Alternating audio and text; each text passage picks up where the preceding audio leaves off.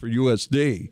Tremendous ball player, gets selected in the WNBA draft, and coincidentally, by the team that she grew up, of course, loving, the Minnesota Lynx. So good for Hannah Sherbert. Okay, I've got one for you. Totally off the radar, but still sports. You ready? So you go and you call this conference all the time. You're the voice of the University of North Dakota women's basketball team, and so you travel all over the country. There's a 5'11" point guard that grew up in Rapid City, South Dakota, that is going from Utah now to play at SDSU in her final year as a Jackrabbit. Her name is Drew Gilton. Now, why does that matter? Because her father, Dan Gilton, played at Wahpeton. And Drew is going to I'm hoping that Drew ends up, because I've followed this all along. She's very good. I'd imagine. And I hope that someday we're having a talk about her when it comes to the WNBA. Well, because I think she's that good. Rapid City's been kind to those schools in South Dakota, whether it be SDSU or South Dakota. South Dakota State's got another kid from Rapid, so I'm not sure. Did she go to Stevens or Central? Do we know the high schools that she went to? I don't. Rapid? I don't. I Good don't know talent, that. by the way. I know in Rapid I City. know Danny, and he knows how to shoot elk. The Gilton. The Gilton. The Gilton. On another note, Malik Harden-Hayes, Joel, is transferring from NDSU in basketball to Kansas City. He's going to be a Roo. The Cobber baseball team swept a pair over Hamlin yesterday. Cobbers fell to Bethel on the softball diamond, but boy, really two good games between the Cobbers and Bethel. That's not why you called. This date, 1877, a catcher's mask was used in a baseball game for the first time. What year? 1877. What were they doing before 1877? Can you imagine that catcher that had it? He had enough. Yeah. So he goes to his local blacksmith. Yeah. He says, "Look, I know you know how to make horseshoes. Right. Make me a mask." What's with that broken nose there, Earl? Yeah. Well, turns out I'm getting hit with a lot of balls. And hockey started using a mask in what? 1961? Yeah, in fact, the if I'm not mistaken, and Abby, you can look this up, I think the catcher's mask was invented before the protective cup.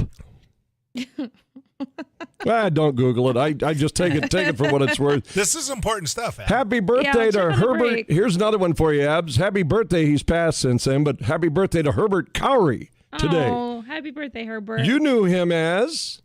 Colonel Sanders. No. Oh. Tiny Tim.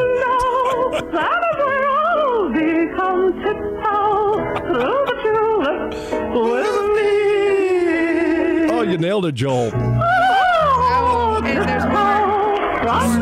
Do you remember his interview with Johnny Carson? Yeah. Oh, man, that was gold. Go on the YouTube, ladies and gentlemen. He passed, I think, in his 60s, obviously. Died in Minneapolis, Minnesota. He was married to some famous lady. What was her name? It was like, one of the greatest athletes or entertainers or celebrities known by that type of thing. Tiny, big, large, I just remember small. she was Text in. famous, talented, attractive, and everybody went, how the heck did Tiny Tim land her? Loretta Swit? Yeah, No. It's 35270. We have That's our educators in the consultants of newsroom. North Who was Dakota. Tiny Tim married to? Don Haney will know this. bro. Well, we could take a commercial break. Yeah. Oh, are we let's up take a against the little break clock? and- Oh, I had so much more. Tiny Tim's wife.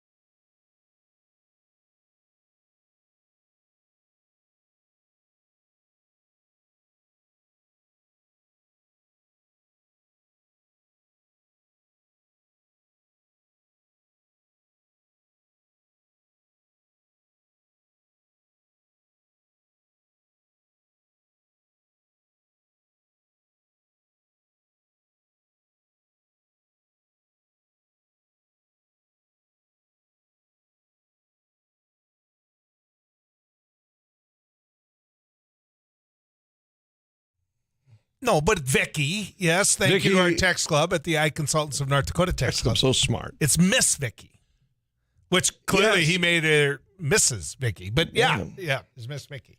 I remember it now because I just remember, hello, That is Tiny Tim. really falsetto. I mean, could you ever? I can't sing. Well, Very good, I think you'd need to be hunting and have not crossed the fence the way you should have. The first colonists arrived at Cape Disappointment, Washington on this date, 1811. I never knew there was a Cape. I've been a lot of times in the Pacific Northwest. I should have known this, but yeah. Cape was that'd be a great question for our text club. How do you think Cape Disappointment, Washington got its name? So you get on a ship. Yeah. You go all the way to the New World. Right. You pull in. You're in the neighborhood. And they say, welcome to Cape Disappointment. Yeah, by the way, have you seen our rats? This is worse than I thought it was going to be. Don't worry, that's just an attack dog that's waiting for you. This is nothing like the pamphlet said. Yeah. Oh, and by the way, every restaurant doesn't pass the health standard, July but 6, have a good time. July 6, 1788, British fur trader John Mears was sailing south from Nootka Island, Canada, in search of trade. Mistook the mouth of the Columbia River to be a bay, which the ship could not enter due to a shallow shoal, thus naming it Cape Disappointment and Deception Bay. So you were kind of in the neighborhood. He couldn't get in there with his ship, and what a disappointment it is. Land. I can't trade my furs. All right, how well do you swim, boy?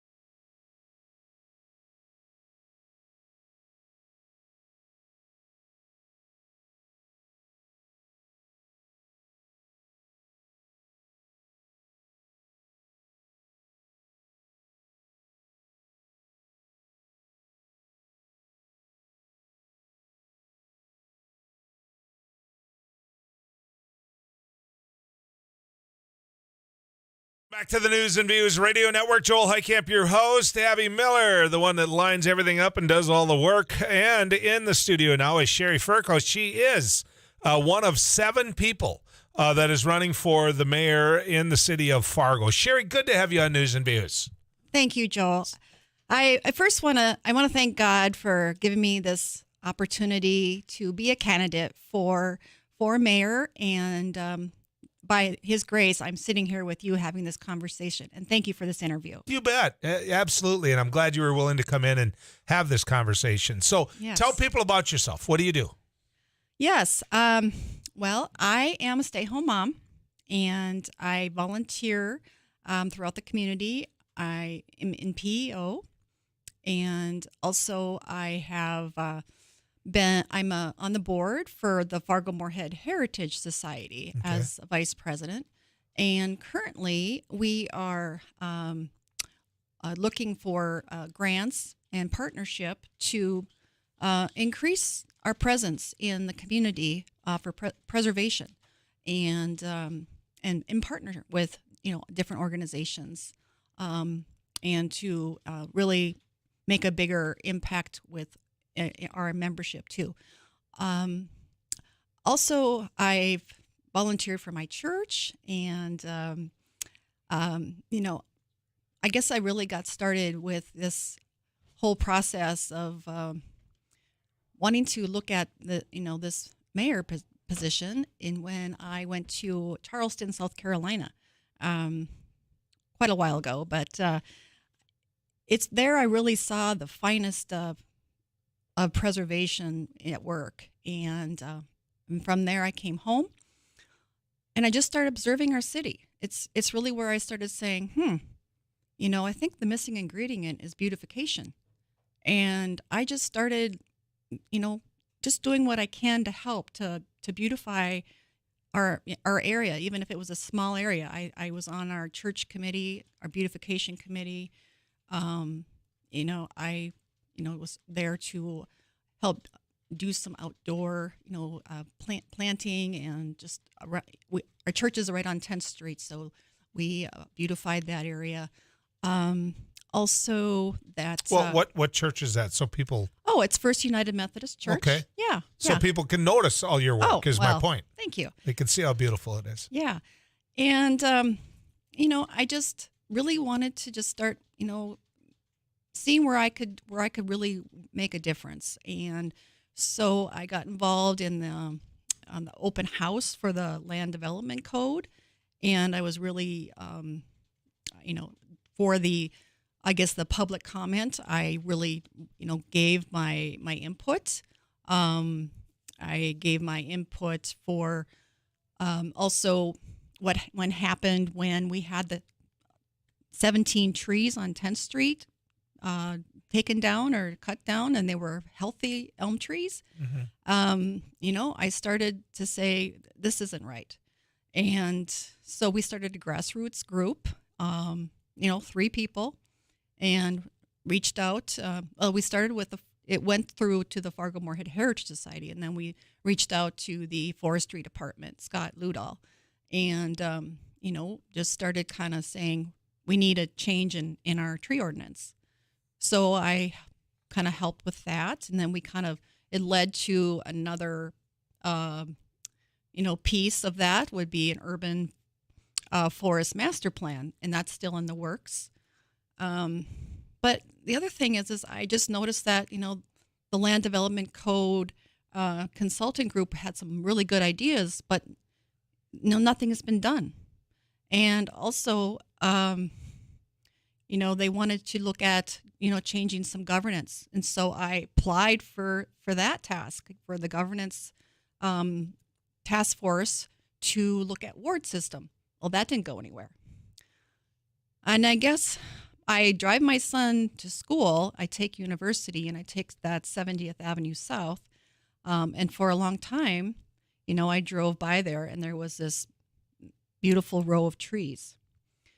And one day I witnessed the developer had a bulldozer right next to this row of trees. And I actually got out of my car and spoke with him And I pretty much begged him not to cut those trees down. And all he said was, there's nothing stopping me. There's nothing in the city stopping me. And I guess that was the last straw that I just said, I need to do something. And, I just said, I want to do something that's going to really make a big difference. And so I guess I think of that saying is go big or go home. So that's what I'm doing. Well, and you're making sure people hear about it and talk about it, which I have a lot of respect for. So when you look at the city of Fargo, obviously your passion is how it looks, the heritage of how it looks, the trees, when you look at what has happened wrong. I mean, you can talk about, some elm trees here, a grove of trees there, but big picture, like you said, go big or go home. I want to talk to you about that when we come back, because if you're elected, obviously this is the platform you're running on. What would happen right away? I think that's important, because that's really seems to be what you want to talk about. So stick around. More is going to be coming your way as we visit more with Sherry Furco right after this.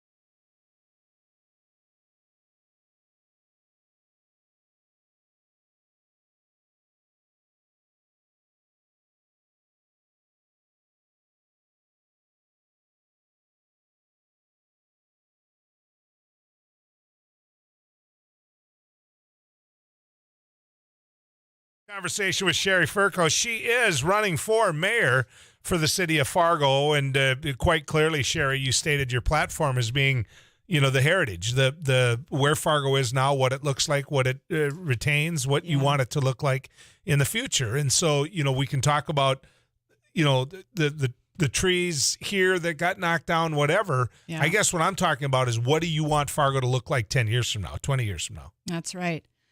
Well, the things that are important to me is beauty, creativity, and safety. And I think it's going to take changing the methods of doing things. We have to do things differently. I guess the policies that I would put in place to kind of start that process is to establish a ward system. We need to have the leadership closer to the people so that they have a voice in their neighborhoods of what they want.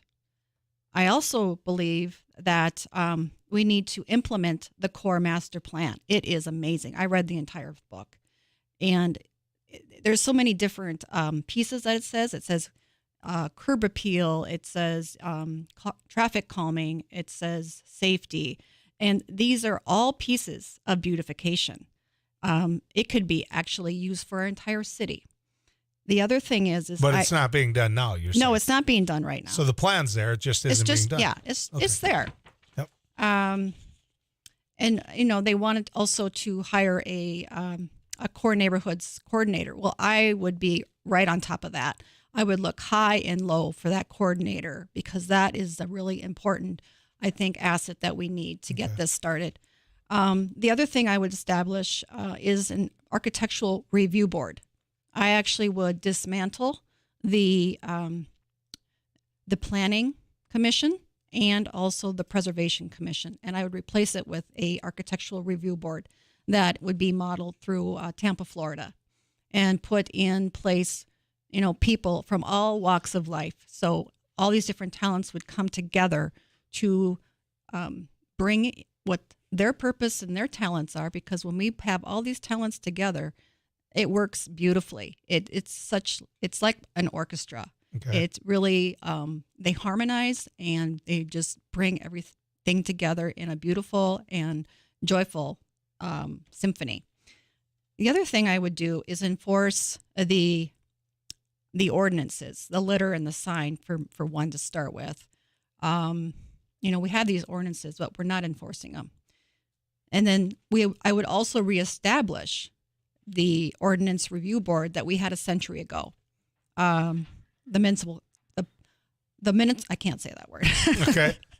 Well, if you're looking for help from code. me, municipal. Thank you. Hey, that's one I got right for once.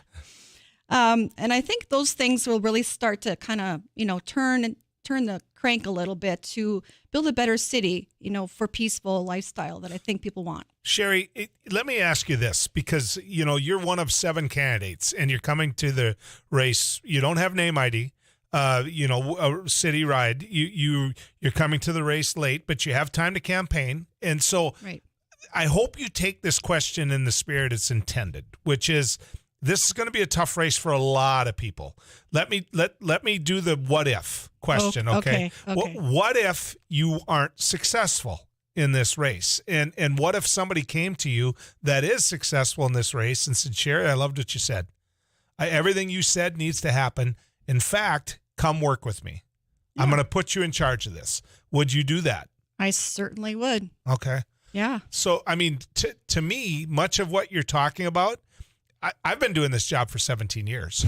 No one has come in from the city of Fargo and raised the issues you just raised. Okay. No one has. No one has come in and said, look, this is part of what and who we are. We can't be doing this. Mm-hmm. We've got to look long term. We've got to keep this city, because to me, the more beautiful the city is, the more people are going to want to live here. Oh, I agree. Beauty attracts people. Mm-hmm. And, history is why they come. History, heritage, and beauty. And then that creates tourism.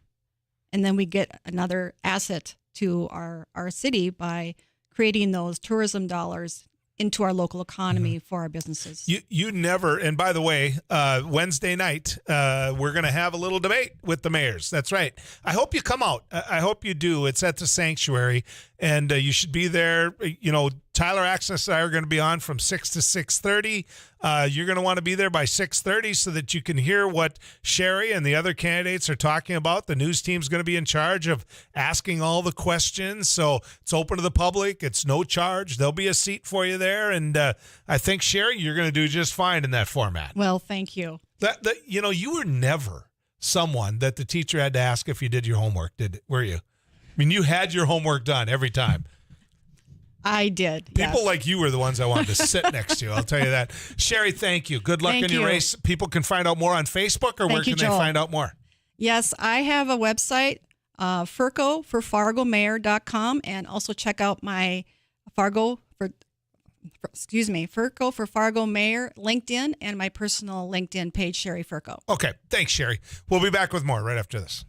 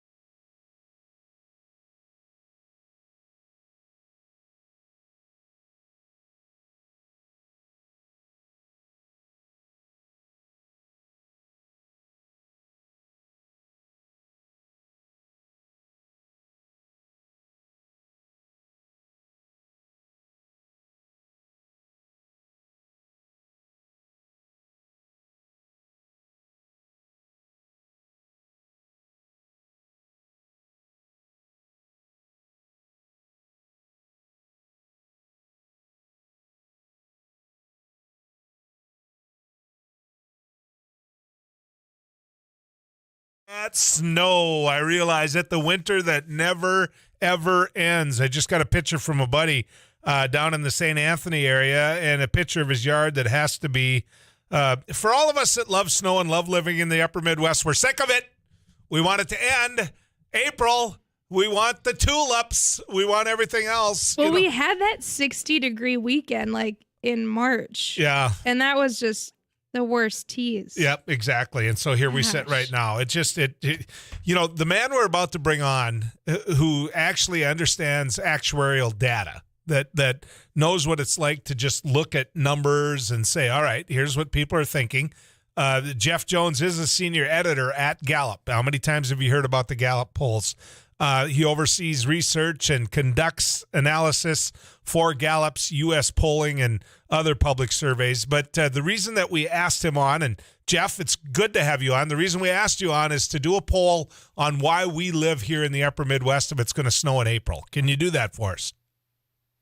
We don't have the data on that, but I appreciate the invite, and thanks for that great introduction. You bet. Jeff, I want to talk to you a little bit about a poll that you just did, where you took a real hard look at President Biden and his ratings on the economy and foreign affairs and what's going on with Russia and its invasion of Ukraine. And could you just walk us through what those poll numbers were, what they did? Sure. So we regularly track Biden's overall job approval rating. He's at 42 in our latest poll. He's been kind of stuck in the low 40s since September. If you recall, September was right after the Afghanistan withdrawal.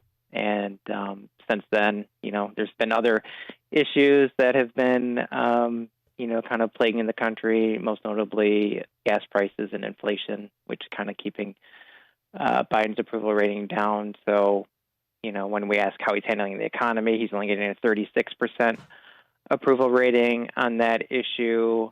Energy, 38%. Foreign affairs, a little bit better, 43, but certainly not great. Situation with Russia, 42. So none of these are very good for him. He does do better on the coronavirus, 53%. That's kind of been his best issue since he's been president. So that's a little bit above majority level, but most of these ratings are definitely below average and not real great at this point.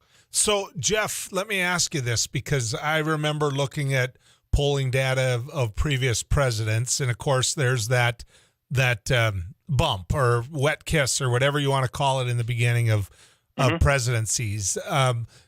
Where everything is gauged off, boy, his numbers have dropped since then. Was any president ever able to maintain the ratings that they had in January of the year they were elected, or they were inaugurated, I should say, versus later on? The general pattern we see is a decline. So we call it the honeymoon phase. So early on in the presidency, everyone's excited about a new president. Certainly that includes members of his own party, but also independents, and then, some proportion of people in the other party. That proportion has shrunk over time. So, Presidents Trump and Biden really didn't get any support from the other party off the bat. So generally they decline. I mean, they can come back up later in their presidency. We have seen that. Usually that's tied to some kind of big event or, kind of a reevaluation of how the president is doing. We saw that a little bit with Obama. He got a bump in his second year after we caught bin Laden.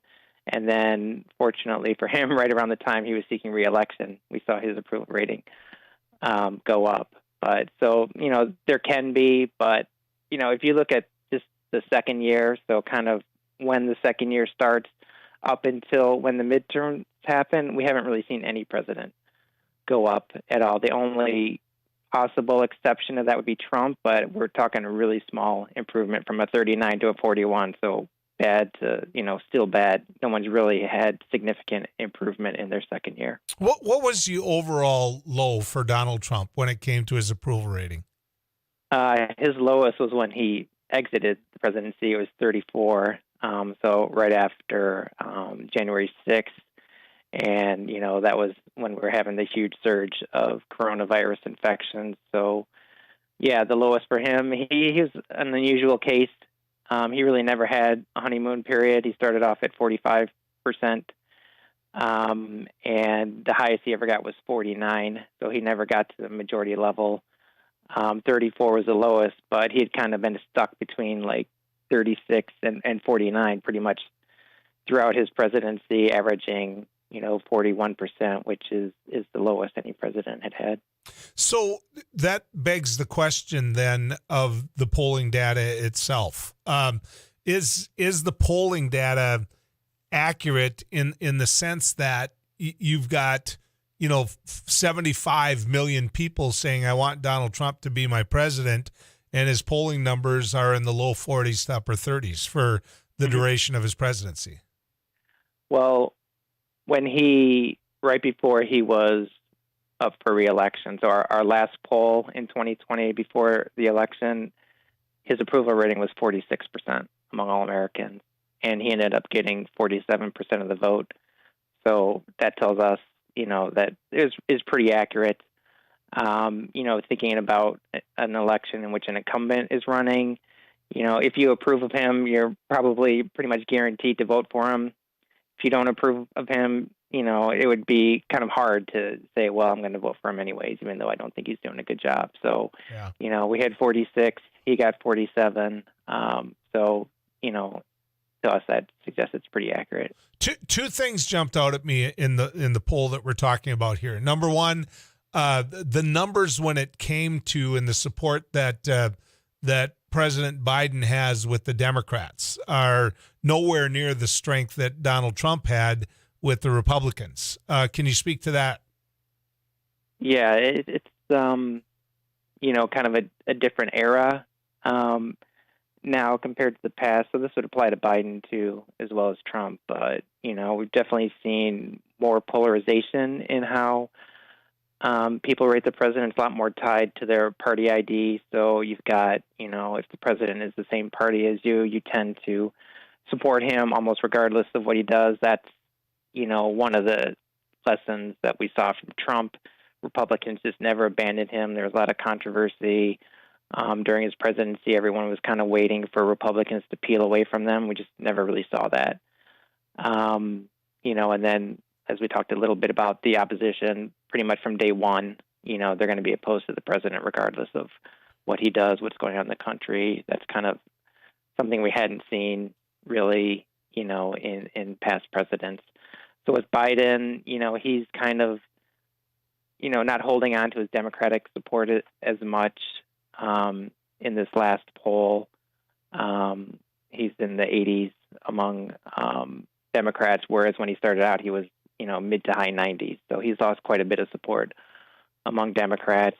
Hard to say why that is. There could be some frustration with Democrats since they have the majority in both houses of Congress and the presidency, maybe thinking that they would get more of their preferred legislation passed, and they haven't. And, we saw that with Republicans and Trump early on, too, some frustration with, Congress and the president for not passing as much as their legislation. But, in addition to that, with Biden, we've also had, we've got high gas prices, which are really historically have been a real drag on presidential approval. We haven't seen it as much with Biden, but, it's hard for people to approve of the president when they don't think the economy is doing well, which they don't now. And, with gas prices, a major, an inflation, major reason for that. You mentioned that his numbers tick up when it comes to foreign affairs, but I have to tell you, I'm surprised they aren't higher. On foreign affairs, I can understand some of the other numbers when it comes to the economy, for example. But, what President Biden has done in unifying NATO, do you think that this is just because of the fact that the withdrawal of Afghanistan visually looks so ugly, or is this just because of the fact that the country doesn't believe Joe Biden can do a good job? Probably both, and I think they kind of, play into each other. I think the withdrawal from Afghanistan kind of maybe created this impression in people that Biden wasn't that competent in what he was doing. I think coronavirus might have played in that too, because initially he came in, cases were going down, people getting vaccinated, and then we had that surge in the summer. And this is kind of why, a lot of people elected him to deal with the coronavirus. It looked like he was doing it early on, and then we see this surge, and then, after that, things kind of got worse. So, people starting to question, if Biden is really kind of up to the task. We thought there might have possibly been a rally after the Russian invasion of Ukraine. We haven't really seen that. That's something historically we have seen with international events, but I think, we talked about this kind of polarized views of the president now that kind of works against, having a rally, because if people are going to rally around the president, his supporters are already on board. It's getting independents and people from the other party on board, and, that hasn't happened with Ukraine. Yeah. Yep, I understand. Is this something that can turn around for the president, or is this horse out of the barn? I think it could turn around. Given the historical record, I wouldn't really expect it to happen this year. I think, Biden's right around 40. Trump was pretty much 40 his whole presidency. Obama spent much of his term in the 40s. So, maybe Biden could look to Obama and say, okay, in my fourth year in the fall, maybe after the Democratic convention, if, inflation is in check, gas prices are down, if the economy is still strong, then maybe he has something he can kind of convince people that, things are pretty good. So, I think part of it, people may not be paying as much attention right now as they would in the presidential election year. So that could be his moment. If things are better in the country, he could, convince people that, he's doing a good job. You bet. What does this mean for the midterms? Last question. I wouldn't be too optimistic if I was a Democrat. We found that if presidents have approval ratings under 50%, which, pretty much looks like Biden's going to be there, the party loses an average of 37 House seats. So that's a lot. If there's a partial silver lining for Democrats, it's maybe they've already lost some of these seats in the 2020 election, so maybe they have less kind of exposure. There are less seats out that they could potentially lose, but, anything that is kind of on the margin at this point, it looks like it probably would go over to the Republicans. You bet. Jeff Jones, Gallup, senior editor at Gallup. Thank you, sir. Thank you for coming on. Sure, my pleasure. Dr. Jeff Jones, ladies and gentlemen. Let's head to the weather cave and find Too Tall Tom Szymanski, and I can tell him right now that it is snowing in St. Anthony, North Dakota.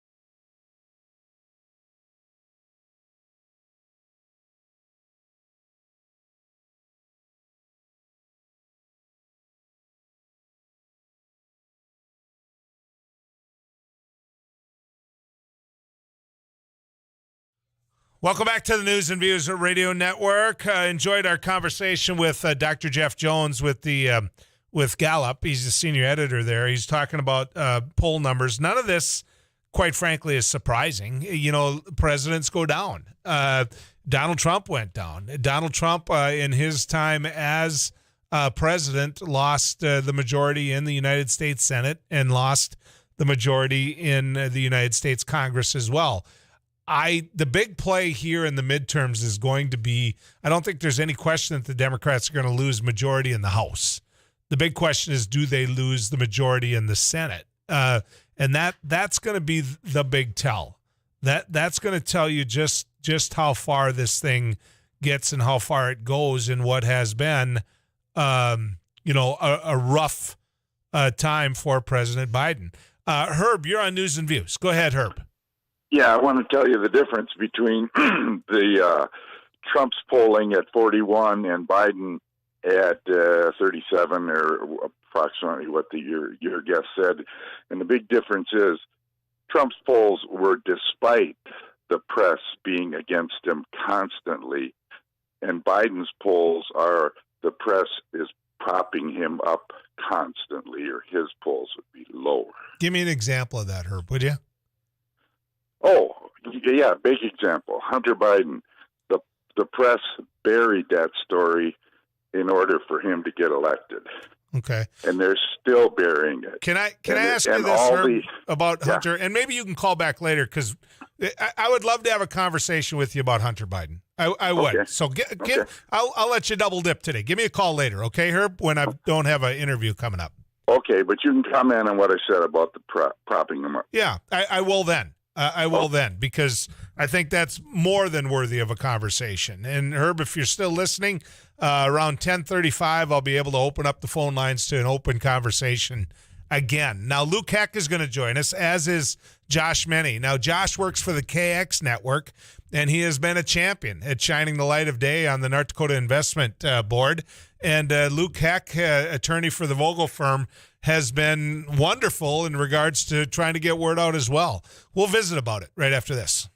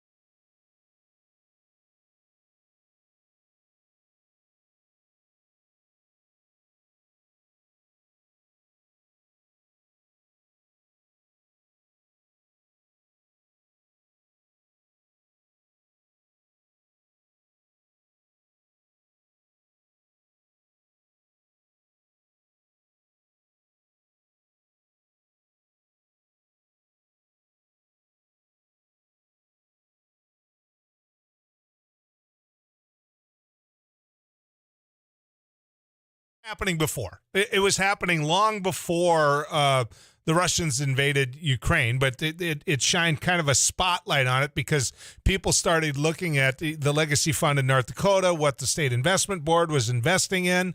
And so you've got a state investment board in North Dakota that's overseeing the cash, right? And they're the ones that are in charge of where the money goes. And then you've got a governor that oversees all of this. And the question becomes, what's happening to your money? Well, Josh Meny with the KX Network has done a fabulous job of shining the light of day on some of where, or actually where that money is going.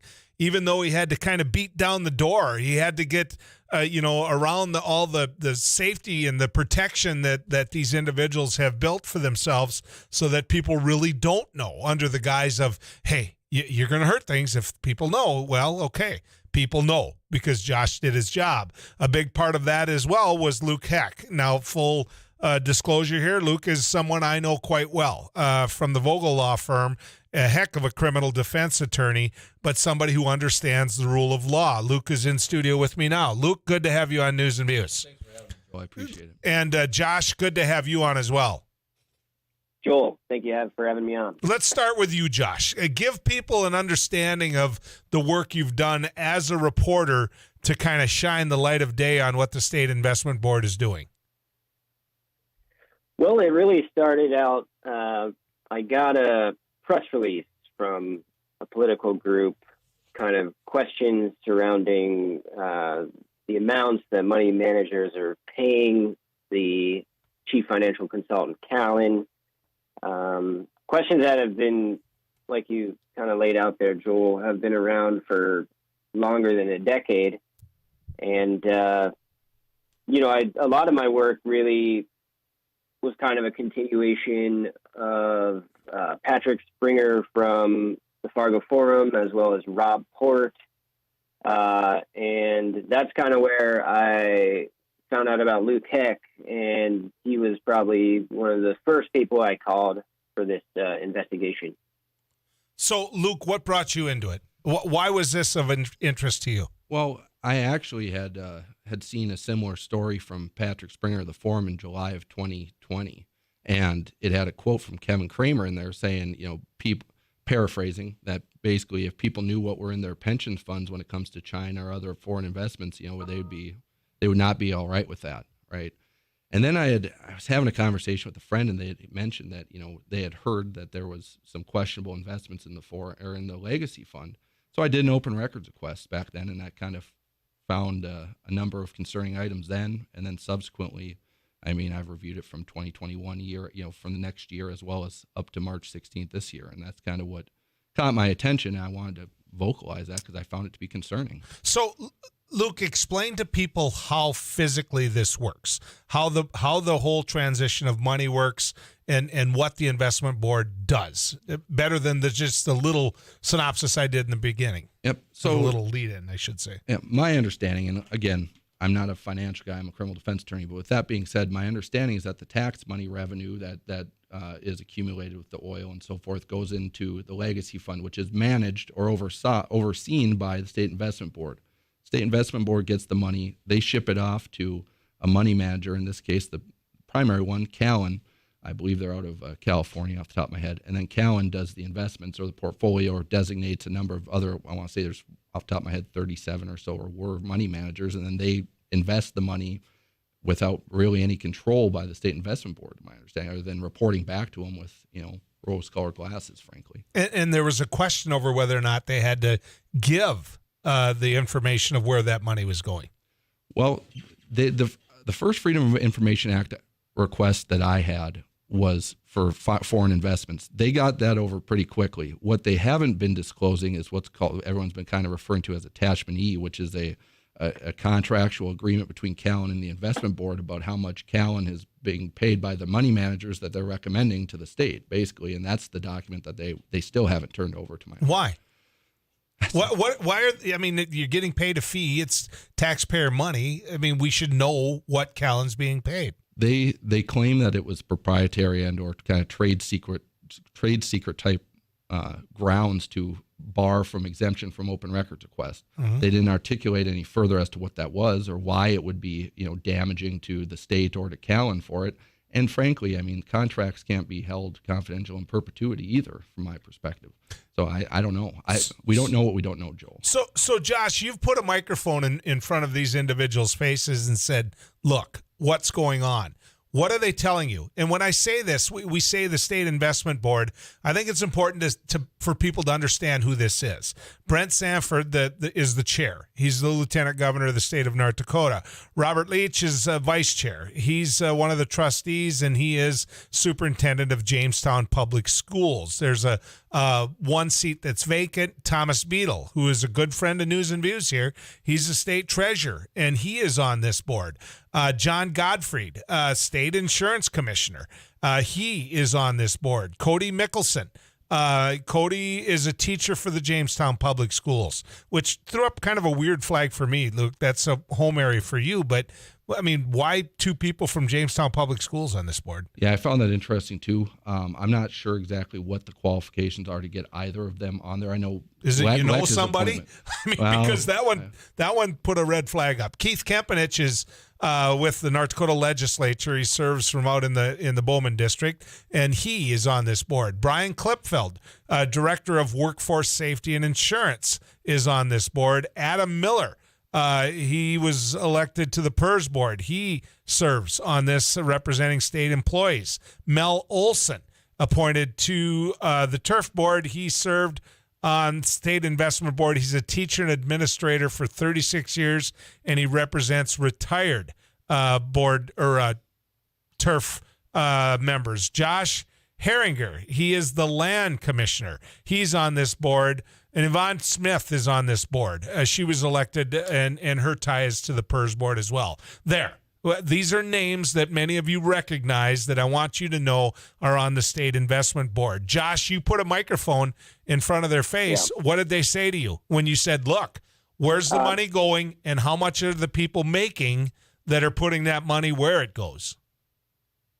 Right. So, we've been just outright denied in our multiple requests for what's called attachment E, the payments that these money managers who have been recommended by Callan and selected by the board to do business in North Dakota, how much they're paying them. We want to know. We don't know why they're keeping it shrouded. It seems like they might have something to hide. We just want to know. If they're not, if it's not something that might resemble a pay-to-play situation, then that's fine. Release it.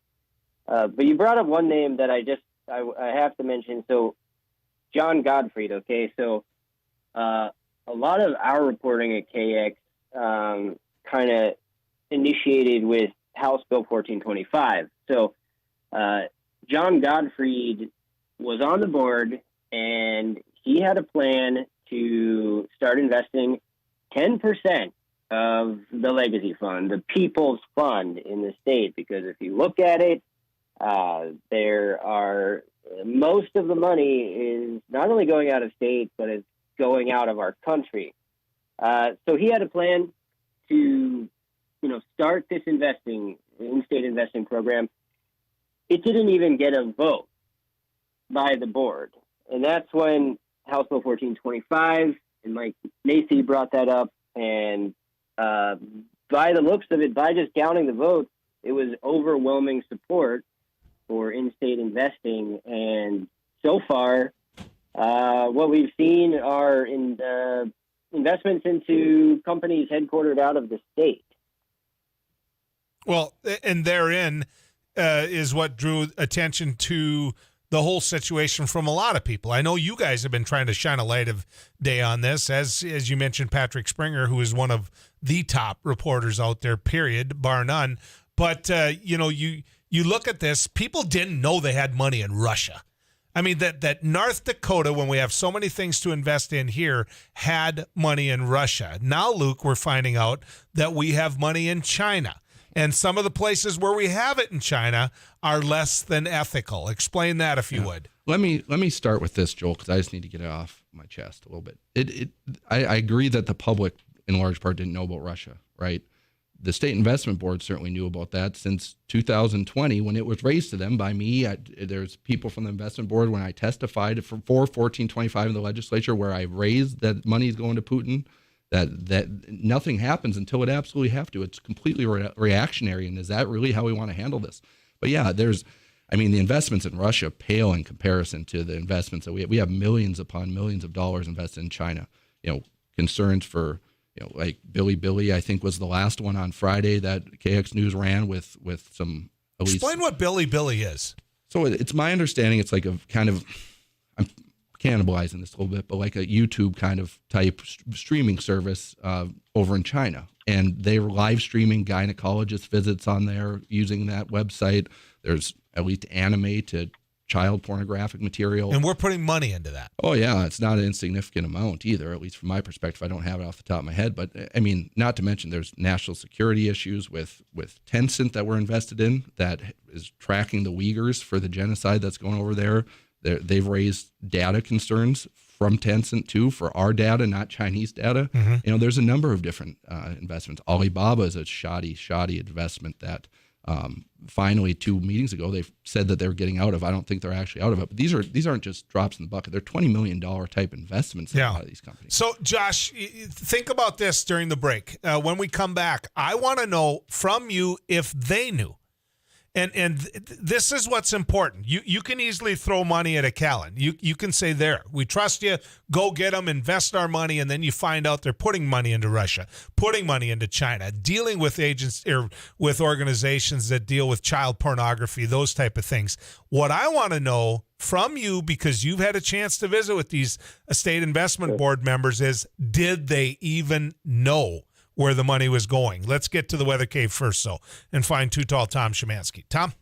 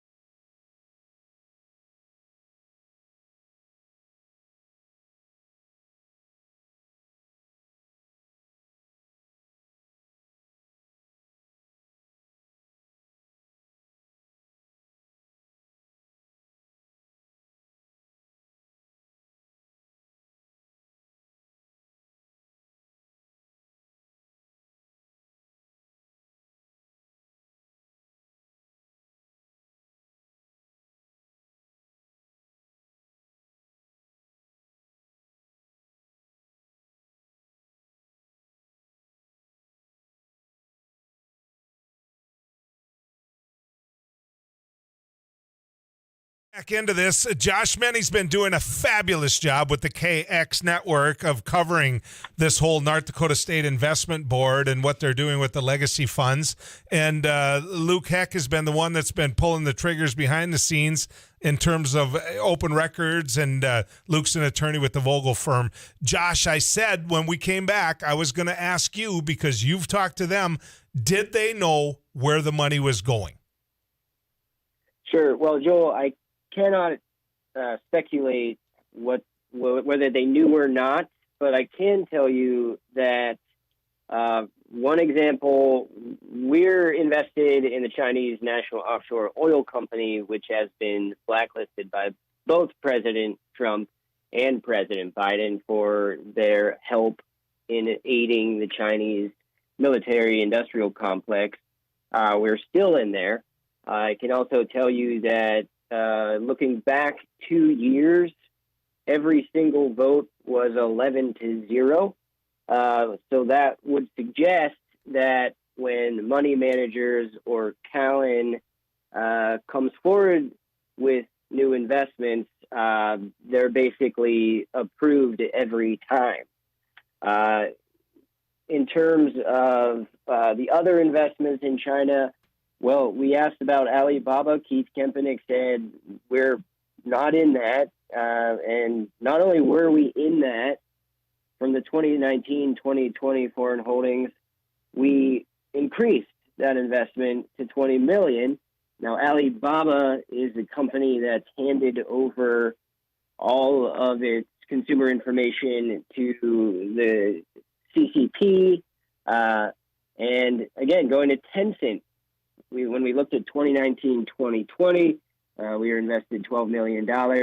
And then for 2020-21, they doubled their investment to $26 million. And there are plenty of headlines from all kinds of media organizations talking about Tencent's assisting the Chinese Communist Party with basically tracking the Uyghur minority group and putting them in work camps. So again, I can't speculate whether or not the members know, but what I can tell you is that we're in a bunch of bad stuff, and every time a KX News report comes out, you can hear them talking about some of the issues we bring to light at the next meeting. Well, you say that, but you can't speculate. I totally respect that. You're a journalist, but understand this. If Keith Kempenich told you that, either he didn't know they were in it or he was lying. It's one of those two things. And so, Josh, we're gonna call you again. I want to get into this deeper. Luke, thank you as well. Thanks for having me. There are things to invest in right here in our backyard. Jamestown's got a heck of a project waiting. Yeah, if they'll have them, that's the problem, right? You keep dragging down this bureaucracy and red tape. So no one, to my understanding, has even got a chance to make a pitch to the State Investment Board for the in-state side of things. But yet here we are with all these China, Russia. What town do you live in? I live in Fargo. Where do you live, Abby? Fargo. Josh lives in Bismarck or Mandan. I live in Hankinson. Yeah. Here's the truth. It's our money. That's North Dakota taxpayer money. It's not only our money, Joel. We voted for it, and we can take it away, too, if we need to. All right. We'll talk about it more even another day. When we come back, we're going to talk law and order right after this.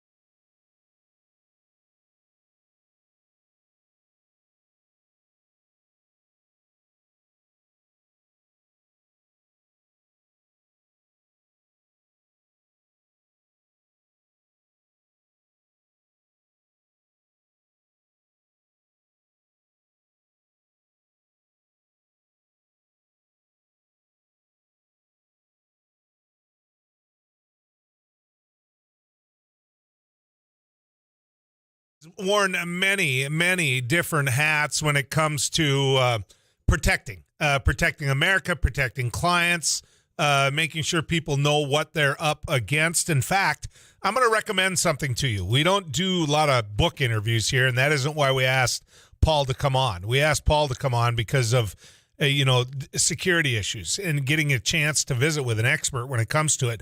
But he did write a book called Safeguarding America: The Blueprint for Keeping You and Your Family Safe. I'm going to recommend that to you. I'm going to tell you that is well worth your time. In fact, if I were you, I'd go online and find it. I want to bring Paul into this conversation. Paul, it is good to have you back on News and Views, sir. Joe, I missed you. How are you, buddy? I'm doing well, but the last thing I thought of, Paul, when Abby told me you had agreed to come on, we're like high-fiving, saying we get to visit with you, but I didn't know we'd be talking about a mass shooting in New York. It's like, wow, this was like eerie, because this is some of what you have talked to people about and said that we need to protect against. You know what, Joel? You and I have talked about this a number of times, and I really think that what we're seeing is just how things are metastasizing in the United States relative to the gun-related, not gun crime, but gun-related shootings in the United States, and that has an awful lot to do with the decisions that we've made over the last number of years culturally in our country, from the defunding of police and from cash bail and from prisons letting people out. At the end of the day, it's a pretty simple thing, Joel. If people aren't punished for bad behavior, then bad behavior continues to be bad behavior. And in this case, especially look at New York City, second toughest gun laws in America, and it clearly isn't slowing down, right? 39% up in homicides alone. Well, let's go over, you mentioned New York City and the tragedy that's happened there, but as Abby wrote down, there's 4 people, including 2 teens, that were shot right after a Major League Baseball game in Washington, D.C. on Saturday night. In Illinois, 6 people found injured after a shooting, right? I mean, we can go. Joel, and then you got Sacramento, right? You got Sacramento, you got Cedar Rapids, you've got Indianapolis. I mean, is this just America 2 days later, our attention span, we don't really know kind of a thing? Or is this something that as a country we need to take a step back and talk about how to protect our family against? As a country, we really are not addressing the issue. And that's what I think is really so alarming, Joel, is that we've allowed it to become a red and blue country instead of a red, white, and blue country. And we've politicized almost everything that comes across the table. So when we look at violent crime, one side of the aisle jumps to say X, and the other side of the aisle jumps to say Y, and all of the rest of the Americans are sitting in the middle getting smacked in the head with the ping pong ball. And that's exactly what's happening to us across the board. And when we look at what the system does, our criminal justice system, we look what we allow, we look how this has progressed over the last 10, 15 years, specifically over the last couple of years regarding us pushing back on where police should be, where they should not be, use of force issues, search warrant issues, and then kind of the vilifying of police. And then you start getting into that cultural thinking across the board of, we need to do a better job at relieving prison overcrowding. These are great sound bites, Joel, in a perfect world. But we're not in a perfect world. And unfortunately, the culture of violence in our country has been growing incrementally for many, many years. And we're seeing it to the point now, which is really alarming, because communities can't protect themselves. And we know what happens then, Joel, right? When communities can't protect themselves, small groups come up inside communities to protect those communities. And that is what, unfortunately, my friend, we are on the verge of. So, Paul, you say that this is a trend that's just, we're getting more and more violent. Why? Why is that? I mean, it isn't just the red and the blue, although I thought that was it was a brilliant statement. We're not red, white, and blue. We're just red and blue. I mean, but what is going on? I've got a nephew in Kansas City, Paul, There was a school shooting there, as you know. He was in that school, okay? He knew the young man that did the shooting. If I asked you to put a profile out there of what you thought this young man was, I have no doubt you'd nail it 100%. So why can't we protect against that? Well, this school violence issue, Joel, is something that we've been dealing with.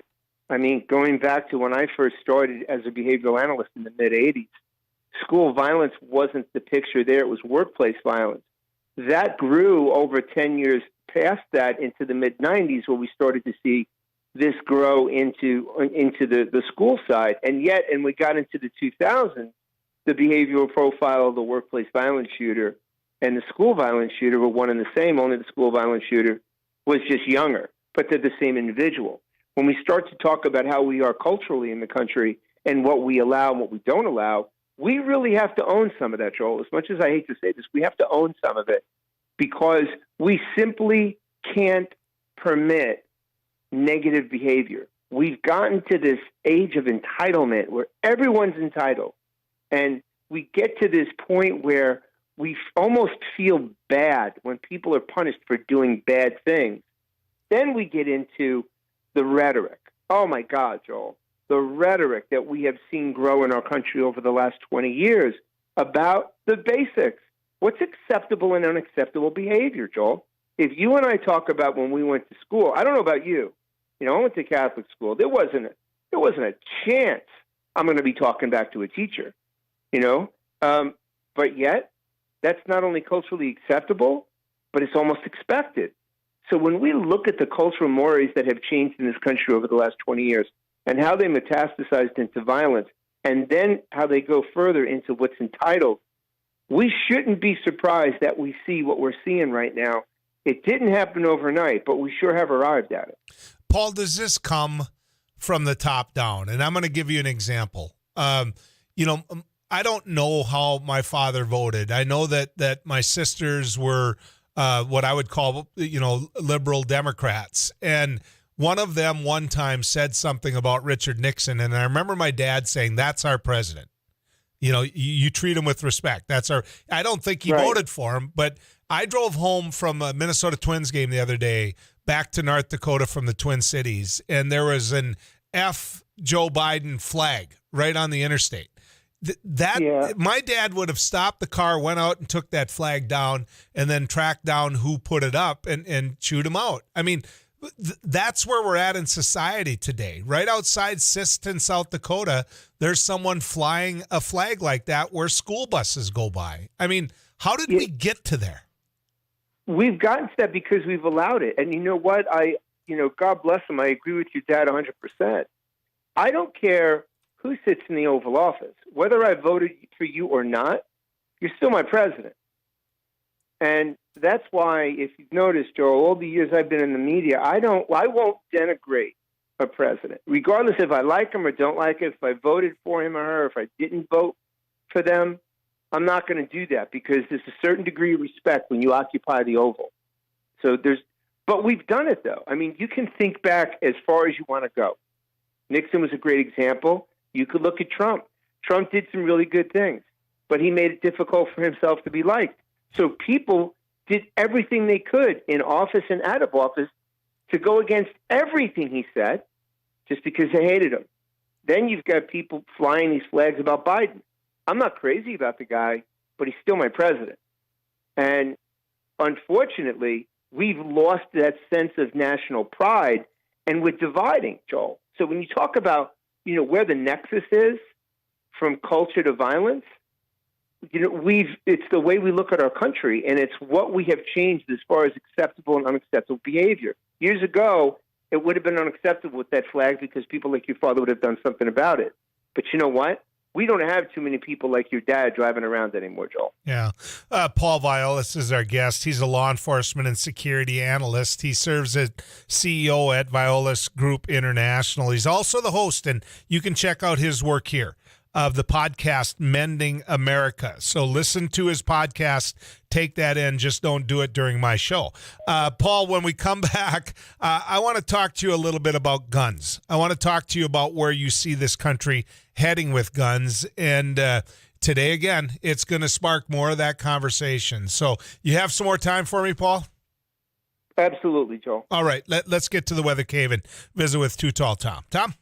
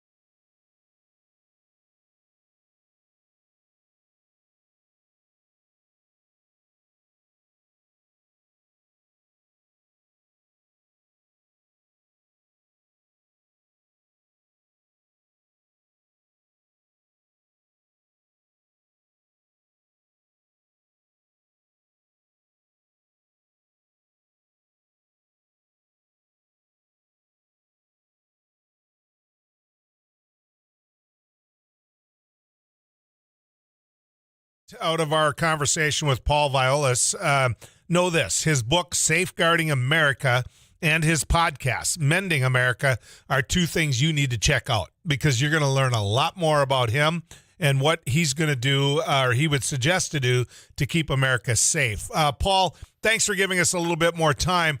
Want to talk to you about guns because it's going to come up again after what happened in New York.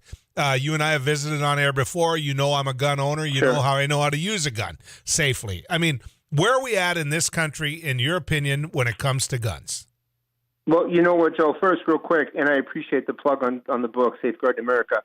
My radio show is called Safeguarding America, and it's on. Anybody can get it at wakr.net. It's a live radio on Saturday morning.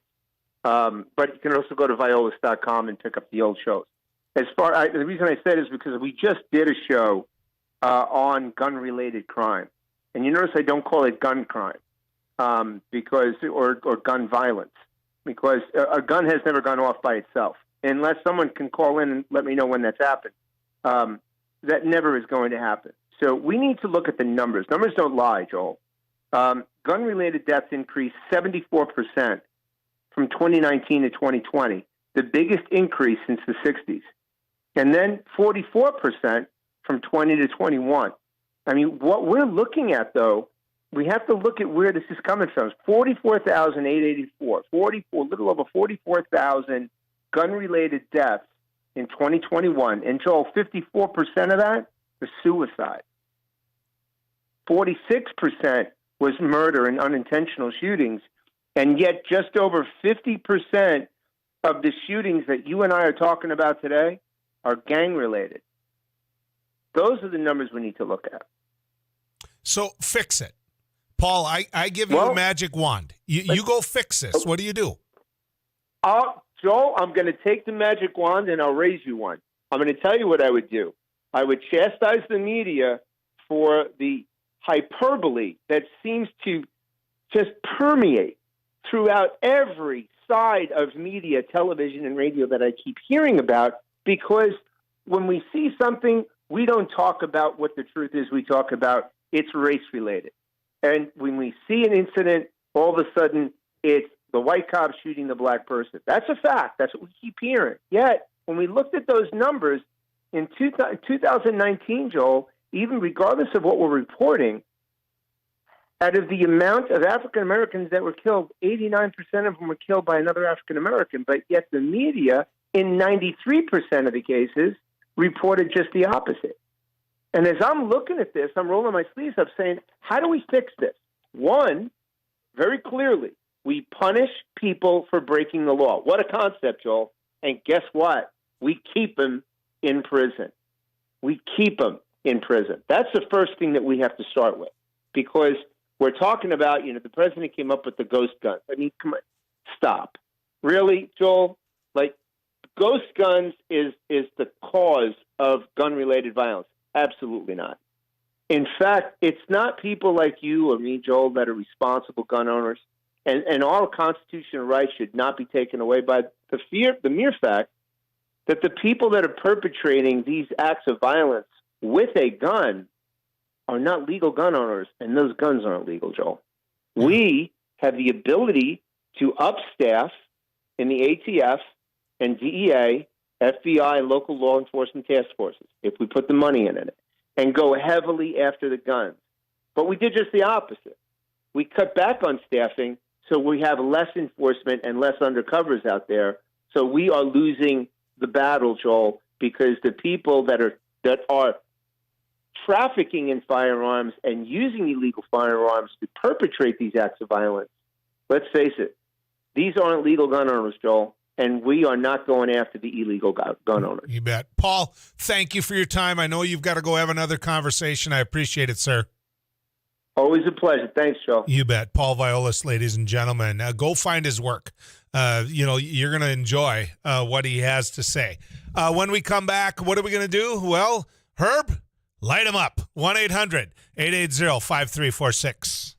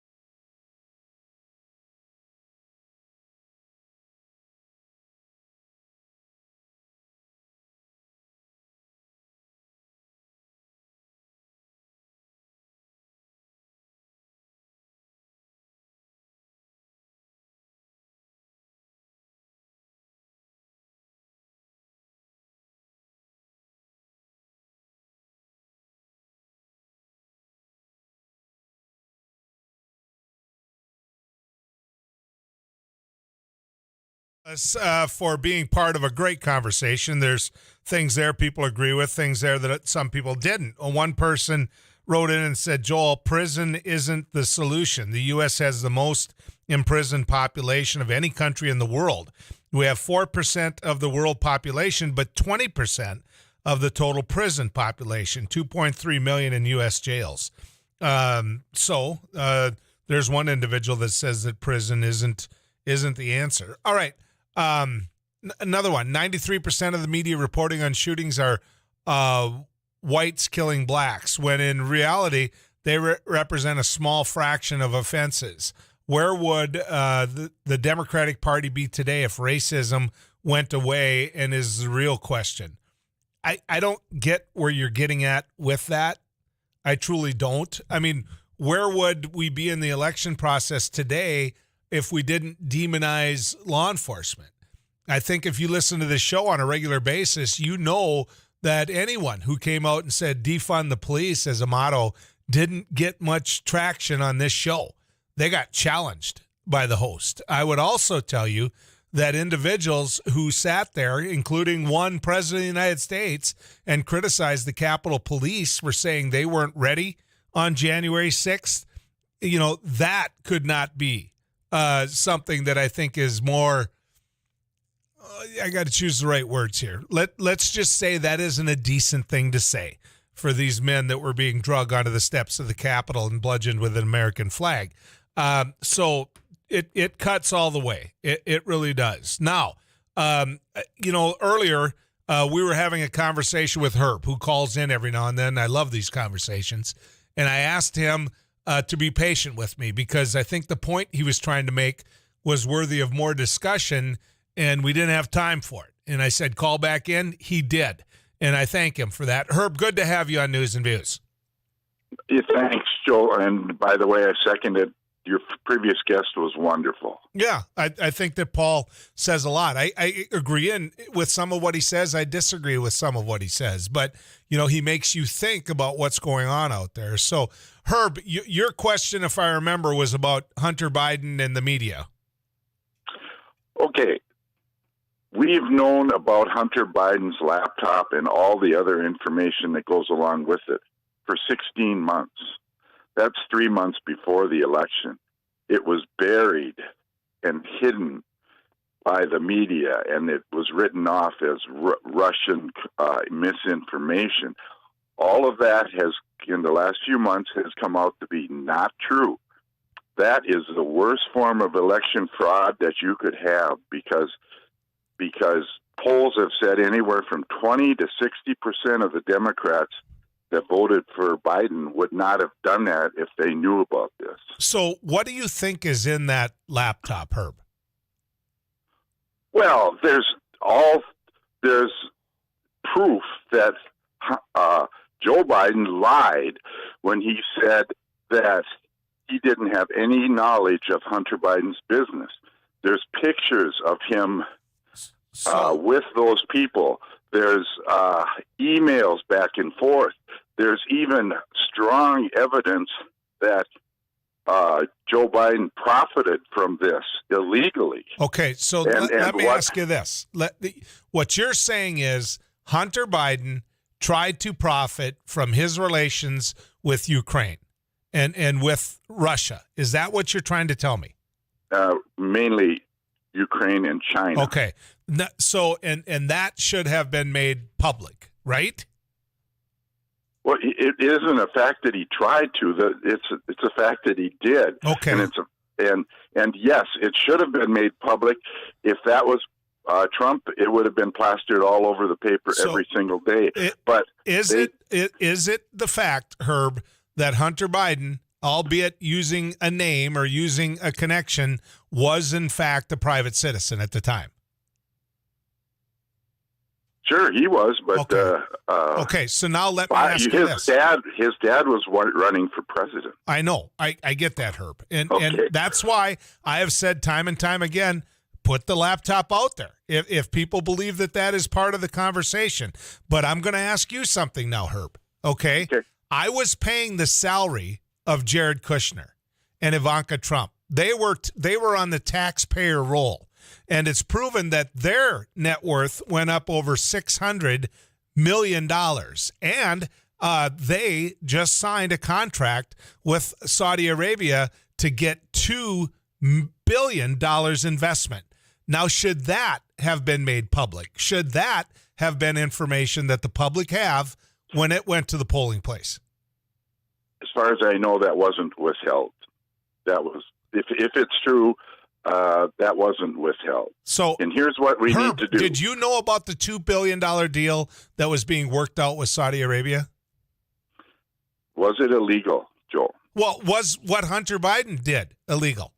Absolutely. In which way, Herb?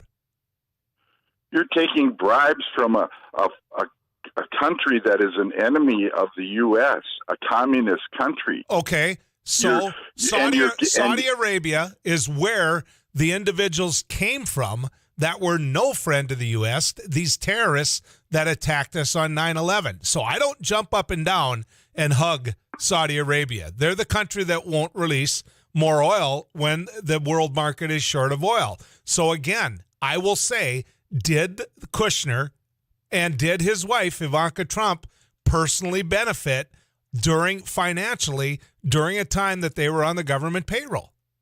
Well, I don't think so, but the question is, Herb, did Trump benefit like Biden Herb, did? you Ask can't have it that. one way. You can't have it one way to fit your narrative.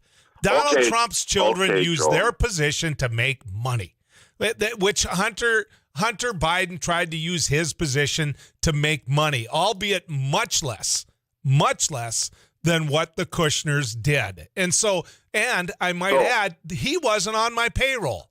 He wasn't. The Kushners were on my payroll. There's a big difference there as well. No, there is not a big difference because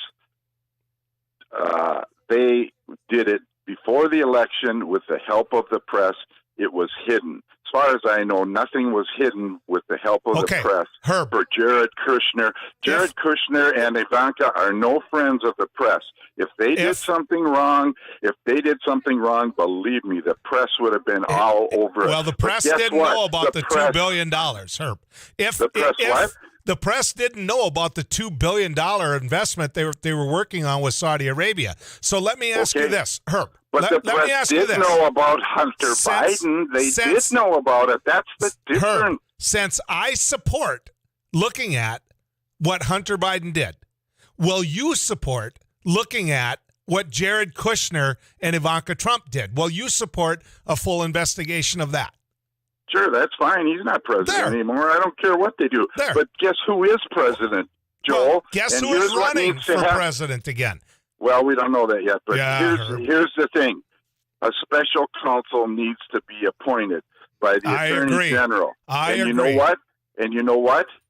Merrick Garland won't do it because he is a political hack. If Merrick Garland was a political hack, he'd already have charges against Donald Trump. Here's my point, Herb.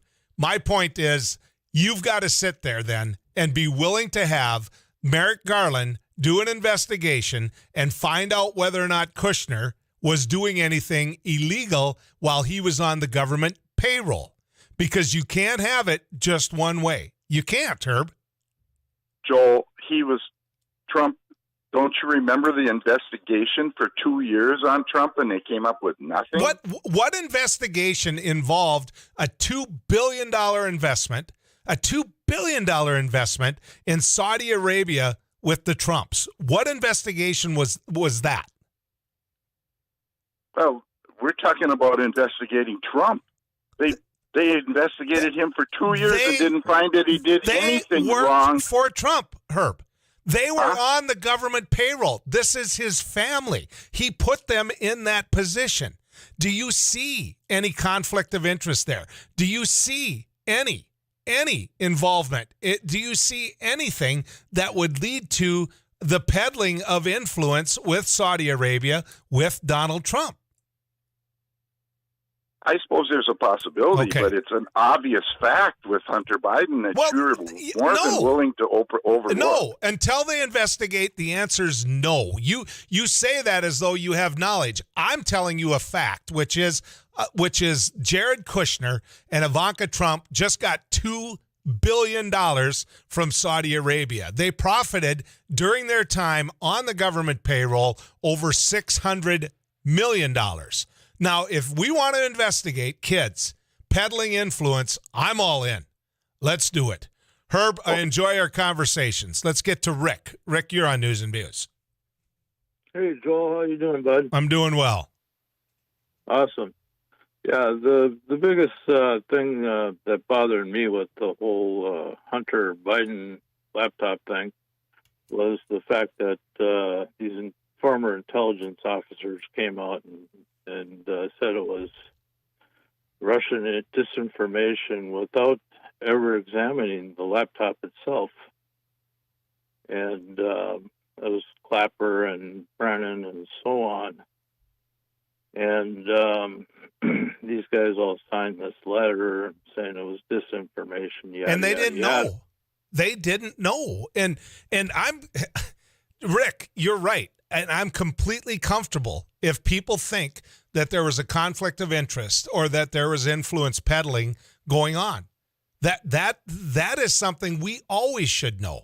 But if Right. I'm talking about billions of dollars here with Jared Kushner, and you Right. can't Yeah, tell me. The other thing that really disturbs me about the whole thing was the Washington Post got the story right, and then they were censored after that by Facebook and Twitter and so on after that during the election. And that's disturbing. Yeah. When one newslet gets it right, and then the big tech and other news outlets censor it. Yeah. And that's disturbing. Thank you, Rick. Appreciate your call. Let's get into the weather cave and visit with Two Talk.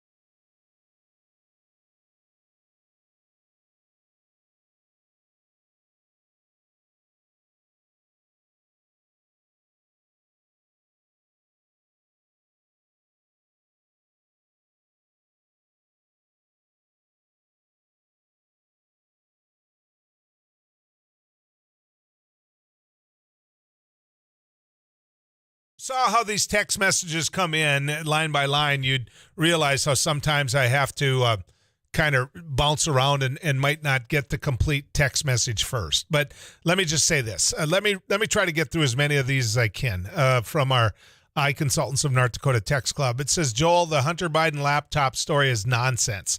Please read the facts. Censored by Facebook because not true. Washington Post, etc. said it was clearly tampered with. Another one. Joel, the Chinese government granted a total of 41 trademarks to companies linked to Ivanka Trump by April of 2019. And the trademarks applied for after her father became president got approved at about 40% faster than those she requested for Donald Trump's victory in the 2016 election.